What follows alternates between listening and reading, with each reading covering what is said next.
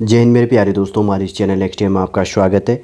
देखिए यहाँ पर उत्तराखंड पब्लिक सर्विस कमीशन के द्वारा 13 दिसंबर 2024 को लोअर पीसीएस के लिए नोटिफिकेशन अपडेट कर दिया गया है। लगभग 113 पोस्टें हैं। इस वीडियो के अंतर्गत पे देखेंगे आपके जानने के लिए क्या इंपॉर्टेंट पॉइंट हैं। नेक्स्ट वीडियो के अंतर्गत पे मैं प्रीलिम्स और मेंस के सब्जेक्ट भी इंक्लूड करूंगा और प्रोवाइड भी करूंगा जो न्यू बिगिनर हैं।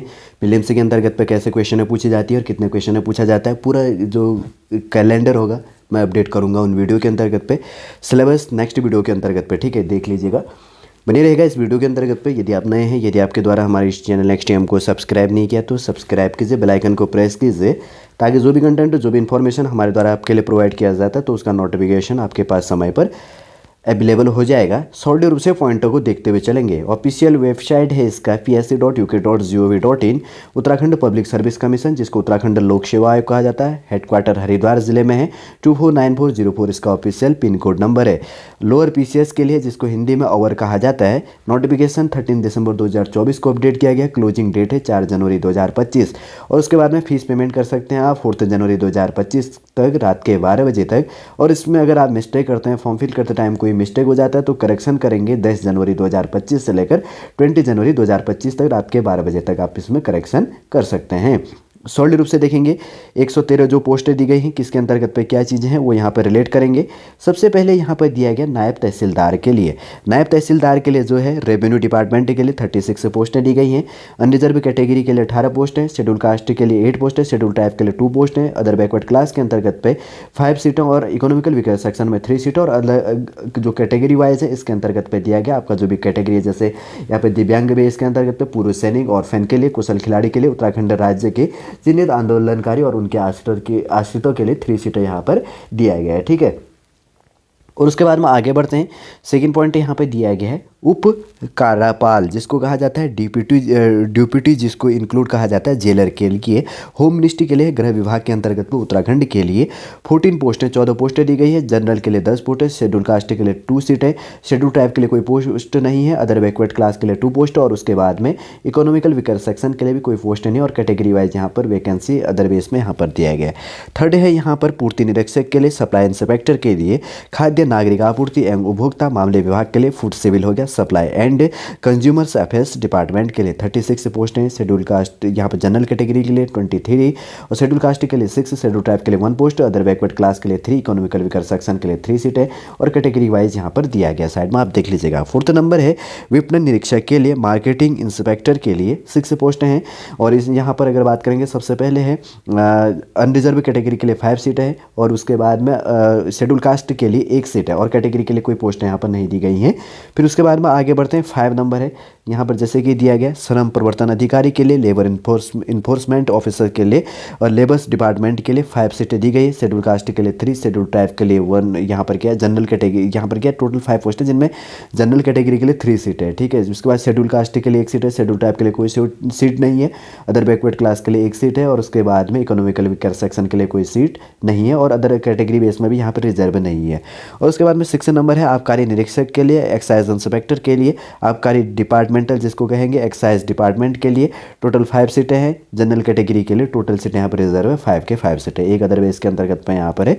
और उसके बाद में 7 नंबर की बात करेंगे तो ज्येष्ठ गन्ना विकास निरीक्षक के लिए, सीनियर हो गया शुगर कैन डिपार्टमेंट इंस्पेक्टर, ठीक है। शुगर कैन यहाँ पर जैसे सीनियर हो गया, कैन डेवलपमेंट इंस्पेक्टर कहा गया है, डिपार्टमेंट नहीं डेवलपमेंट इंस्पेक्टर कहा गया, जिसके अंतर्गत गन्ना विकास एवं चीनी उद्योग विभाग के लिए है।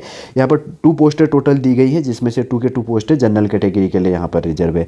और उसके बाद में 8वें नंबर की बात करेंगे तो ये भी क्या है, गन्ना विकास निरीक्षक के लिए कैन डेवलपमेंट क्या है इंस्पेक्टर, जो किसके लिए है यहाँ पर, गन्ना विकास एवं चीनी उद्योग विभाग के लिए, sugar cane development and sugar industry department के लिए टोटल वैकेंसी 6 पोस्टें इसके लिए दिया गया है और जिसमें 6 की 6 सीटें जनरल है यहाँ पर, ठीक है। उसके बाद में 9 नंबर का है जो खांडसारी निरीक्षक लिया गया है यहाँ पर खांडसारी इंस्पेक्टर के लिए, ये भी इसी डिपार्टमेंटल का होगा। तो इसके अंतर्गत पे किसके लिए, शुगर कैन डेवलपमेंट एंड इसके अंतर्गत पे शुगर इंडस्ट्री डिपार्टमेंट के लिए 3 सीटें दी गई है, जिनमें से 2 सीटें जनरल के लिए रिजर्व है, 1 सीट अदर बैकवर्ड क्लास के लिए यहाँ पर रिजर्व दिया गया है। अब एक एक करके वैकेंसी संबंधित जो चीज़ें यहाँ पर वैकेंसी देखिए, नायब तहसीलदार के लिए, उप कार्यपाल के लिए, आबकारी निरीक्षक के लिए, पूर्ति निरीक्षक के लिए, विपणन निरीक्षक के लिए, श्रम प्रवर्तन अधिकारी के लिए, ज्येष्ठ गन्ना विकास निरीक्षक के लिए, गन्ना विकास निरीक्षक के लिए, खंडसारी निरीक्षक के लिए। 9 कैटेगरियों के लिए यहाँ पर 113 पोस्टें दी गई हैं। किसके अंतर्गत पे क्या चीज़ें वो चीज़ हमने देख लिया। सबसे पहले देखिए यहाँ पर नायब तहसीलदार के लिए टोटल 36 पोस्टें हैं। यहाँ पर अगर इंपॉर्टेंट एजुकेशन क्वालिफिकेशन की बात करेंगे, भारत में विधि द्वारा स्थापित किसी भी विश्वविद्यालय से आप क्या होने चाहिए, ग्रेजुएशन की उपाधि आपके पास में होनी चाहिए या सरकार द्वारा उसके समकक्ष मान्यता प्राप्त कोई शैक्षिक अर्हता होनी चाहिए, जैसे कोई इंजीनियरिंग या डॉक्टरी ये चीज़ें होती हैं तो वो इसके लिए वैलिड है। और उसके बाद में आपको वरीयता दी जाएगी यदि आपने प्रादेशिक सेना में 2 वर्ष का जॉब किया, यदि आपके पास में एनसीसी का बी प्रमाण पत्र आपके पास में अवेलेबल है।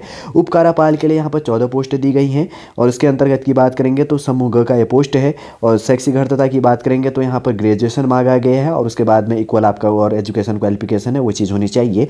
देवनागरी लिपि का आपको अच्छा ज्ञान होना चाहिए, आपको वरीयता दी जाएगी यदि आपने प्रादेशिक सेना में 2 वर्ष का जॉब किया, यदि आपके पास में एनसीसी का बी या सी प्रमाण पत्र आपके पास में अवेलेबल है। अन्य अर्हता सारी इसमें फिजिकल टेस्ट होगा, तो पुरुष के लिए जो फिजिकल टेस्ट है पर्वतीय क्षेत्र को छोड़कर सामान्य पिछड़ी जाति तथा अनुसूचित जाति के अभ्यर्थियों के लिए ऊंचाई 165 सेंटीमीटर, पर्वतीय क्षेत्र के अभ्यर्थियों के लिए ऊंचाई 160 सेंटीमीटर एवं अनुसूचित जाति के अभ्यर्थियों के लिए हाइट 157.5 सेंटीमीटर होनी चाहिए। पर्वतीय क्षेत्र को छोड़कर सामान्य और पिछड़ी जाति तथा अनुसूचित जाति के अभ्यर्थियों के लिए सीने की माप छाती बिना फुलाए 78.8 सेंटीमीटर तथा फुलाने के बाद में 83.8 सेंटीमीटर और पर्वतीय क्षेत्र के अनुसूचित जनजाति के अभ्यर्थियों के लिए बिना फुलाए 76 सेंटीमीटर तथा फुलाने के बाद में 81.3 सेंटीमीटर होना चाहिए। विजन 6/6 आपका होना चाहिए, ये चीज़ आपको ध्यान में रखनी है। फीमेल के लिए अगर बात करेंगे इसमें फिजिकल जो टेस्ट होना है पर्वतीय क्षेत्र को छोड़कर और यहाँ पर कहा गया सामान्य और पिछड़ी जाति तथा अनुसूचित जाति के अभ्यर्थियों के लिए हाइट 152 सेंटीमीटर और पर्वतीय क्षेत्र एवं अनुसूचित जो है जनजाति के अभ्यर्थियों के लिए हाइट 147 सेंटीमीटर होनी चाहिए। सभी के लिए वजन न्यूनतम 45 किलो होना चाहिए। विजन 6/6 आपका ये चीज़ें होनी चाहिए। यहाँ पर पूर्ति निरीक्षक के लिए 36 पोस्टें दी गई हैं। समूह ग का यहाँ पर पोस्ट है। इंपोर्टेंट एजुकेशन क्वालिफिकेशन होना चाहिए, किसी मान्यता प्राप्त विश्वविद्यालय की स्नातक की उपाधि या सरकार द्वारा उसके समकक्ष मान्यता प्राप्त कोई अन्य अर्हता होनी चाहिए और उसे देवनागरी लिपि में हिंदी का भी अच्छा ज्ञान होना चाहिए। वरीयता दी जाएगी ऐसे अभ्यर्थी को जिसने प्रादेशिक सेना में न्यूनतम 2 वर्ष की अवधि के लिए जॉब किया है या उसके पास में नेशनल कैडेट कोर का बी या सी प्रमाण पत्र अवेलेबल है या NSS-C प्रमाण पत्र प्राप्त किया हो, तो अन्य बातें समान होते हुए सीधी भर्ती के मामले में उसको वरीयता दी जाएगी। विपणन निरीक्षक के लिए 6 पोस्टें हैं। ग्रुप सी का ये पोस्ट है। समूह ग की यहाँ पर वैकेंसी अवेलेबल है।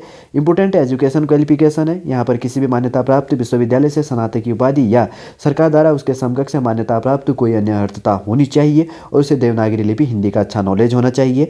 अधिमान्य अर्हता की बात करेंगे तो प्रादेशिक सेना में 2 वर्ष की न्यूनतम अवधि की सेवा दी हो, एनसीसी का बी या सी प्रमाण पत्र उसके पास में अवेलेबल हो तो वरीयता दी जाएगी। और उसके बाद में कहा गया श्रम प्रवर्तन अधिकारी के लिए टोटल 5 पोस्टें यहाँ पर दी गई हैं।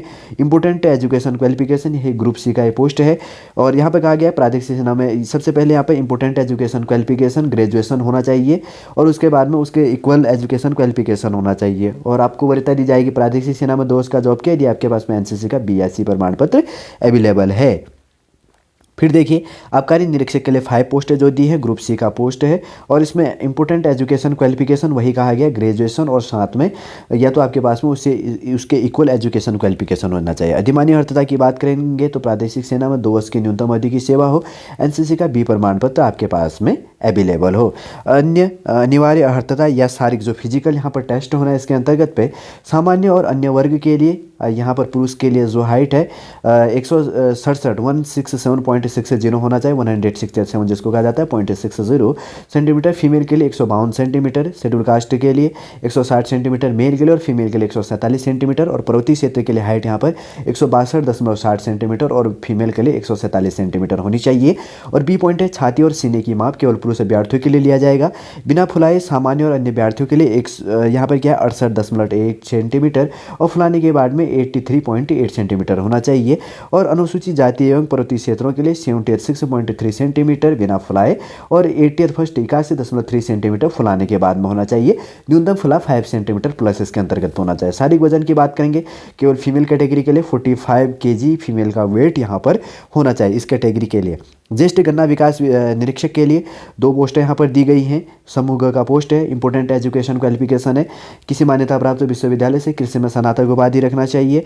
ऐसे अभ्यर्थी जो कृषि विज्ञान में स्नातकोत्तर उपाधि रखते हों या अन्य बातों के समान होने पर समूह एक सामान्य और समूह 2 सामान्य के पदों पर सीधी भर्ती के मामले में अधिमान दिया गया हो। अधिमानी अर्हता की बात करेंगे तो प्रादेशिक सेना में 2 वर्ष की न्यूनतम अवधि की सेवा दी हो, एनसीसी का बी प्रमाण पत्र आपके पास में अवेलेबल हो। उसके बाद में 6 नंबर है गन्ना विकास निरीक्षक के लिए। यहाँ पर 6 पोस्टें जो दी गई हैं। समूह ग का पोस्ट है, किसी मान्यता प्राप्त विश्वविद्यालय से कृषि में स्नातक की उपाधि हो। और सेकंड पॉइंट कहा गया है ऐसे अभ्यर्थी को जो कृषि विज्ञान में स्नातकोत्तर उपाधि रखते हो, अन्य बातों के समान होने पर समूह 1 जो है सामान्य और समूह 2 है सामान्य के पदों पर सीधी भर्ती के मामलों में अधिमान दिया जाएगा।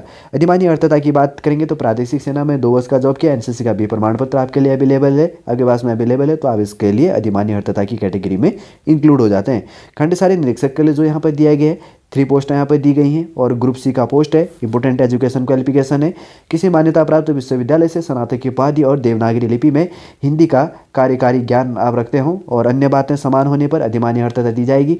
प्रादेशिक सेना में 2 वर्ष का जॉब किया, एनसीसी का भी प्रमाण पत्र अवेलेबल है और भारत में विधि द्वारा स्थापित किसी विश्वविद्यालय से विधि स्नातक की आपके पास में उपाधि प्राप्त है, तो आप इसके लिए एलिजिबल होते हैं, आपको अधिमानी अर्हता दी जाएगी अगर ये कैटेगरी इंक्लूड है। देखिए इंपॉर्टेंट एजुकेशन क्वालिफिकेशन देख लिया, एज लिमिट संबंधी देख लेते हैं। मिनिमम 21 साल और मैक्सिमम 42 साल होनी चाहिए और आपका डेट ऑफ बर्थ 1 जुलाई 2024 के अंतर्गत से इंक्लूड किया जाएगा। 1 जुलाई 2024 को आपका मिनिमम एज लिमिट 21 और मैक्सिमम 42 साल आपकी इसके अंतर्गत पे एज लिमिट होनी चाहिए। और इसके अंतर्गत पे जो कैटेगरी बेस के अंतर्गत पे तो उसको छूट दी जाती है, वो चीज़ आप जानते हैं उसके अंतर्गत पे। और उसके बाद में इंपॉर्टेंट एजुकेशन क्वालिफिकेशन जो चीज़ था, रिजर्वेशन संबंधी जो चीज़ें हैं, जैसे यहाँ पर रिजर्वेशन दिया जाना है कैटेगरी वाइज कहा गया। ओलंपिक खेल के लिए, विश्व कप विजेता चैंपियनशिप, एशियन खेल के लिए, कॉमनवेल्थ खेल संबंधी और कॉमनवेल्थ चैंपियनशिप, अंतर्राष्ट्रीय विश्वविद्यालय खेल संबंधी के लिए आपको यहाँ पर रिजर्वेशन इसके अंतर्गत पर दिया जाएगा। ये चीज़ भी आपको ध्यान में रखनी है, ठीक है, साथ साथ में। और उसके बाद नेशनलिटी संबंधी कुछ चीज़ें कहा गया है, करैक्टर अच्छा होना चाहिए, एक से ज़्यादा शादी नहीं होनी चाहिए, फिजिकल स्टैंडर्ड अच्छा होना चाहिए। और psc.uk.gov.in या ukpsc.net.in पर जाकर आप फॉर्म फिल भी कर सकते हैं। 2 वेबसाइट इसके अंतर्गत पे दी गई हैं, दोनों एक ही पोर्टल है, ठीक है, अब कन्फ्यूजन नहीं होना। यहाँ पर देखिए फॉर्म फीस की बात करेंगे तो अनरिजर्व कैटेगरी के लिए 172 रुपये 30 पैसा है मैक्सिमम जो है। इकोनॉमिकल वीकर सेक्शन के लिए भी 172 रुपये 30 पैसा, अदर बैकवर्ड क्लास के लिए भी 172 रुपये 30 पैसा, शेड्यूल कास्ट के लिए 82 रुपये 30 पैसा, शेड्यूल ट्राइब के लिए यहाँ पर देखिए 172 रुपये 30 पैसा, ठीक है। शेड्यूल कास्ट और शेड्यूल ट्राइब के लिए वो है इक्वल फीस है। और उसके बाद में उत्तराखंड राज्य में संचालित स्वैच्छिक राजकीय गृहों में निवासरत ऑर्फन अनाथ बच्चों के लिए कोई फॉर्म फीस नहीं है। और उत्तराखंड दिव्यांग कैटेगरी के अंतर्गत 22 रुपये 30 पैसा इसका फॉर्म फीस है टोटल, ठीक है। फॉर्म फीस भी काफ़ी इंपॉर्टेंट हो जाता है जानने के लिए। वैसे तो इंपॉर्टेंट पॉइंट रिलेट कर दिए मैंने ताकि आपको कोई कन्फ्यूजन ना हो। और चीज़ अगर छूटती है तो नेक्स्ट वीडियो के अंतर्गत मैं आपके लिए रिलेट करूंगा। वैसे तो सॉलिड रूप से आप समझ गए होंगे। देखिए उत्तराखंड पब्लिक सर्विस कमीशन के द्वारा 13 दिसंबर 2024 को उत्तराखंड लोअर पीसीएस के लिए जो नोटिफिकेशन आपके लिए अपडेट किया, सॉलिड रूप से मैंने इस वीडियो के अंतर्गत पर आपके लिए रिलेट कर दिया। नेक्स्ट वीडियो के अंतर्गत पर मैं आपके लिए सिलेबस रिलेट करूँगा। उम्मीद करूंगा दोस्तों सॉलिड पूरा इन्फॉर्मेशन आपको समझ में आ गया होगा। एक चीज़ मैं क्लियर कर दूं, मैं आपके लिए प्रीलिम्स और मेंस के लिए अलग से वीडियो प्रोवाइड करूंगा और हर सब्जेक्ट बेस के अंतर्गत में जो मेंस में क्या चीज़ें होती है, प्रीलिम्स में कैसे पेपर होते हैं, उनका भी अलग से सब्जेक्ट बेस के अंतर्गत में मैं आपके लिए सिलेबस पूरा रिलेट करूँगा।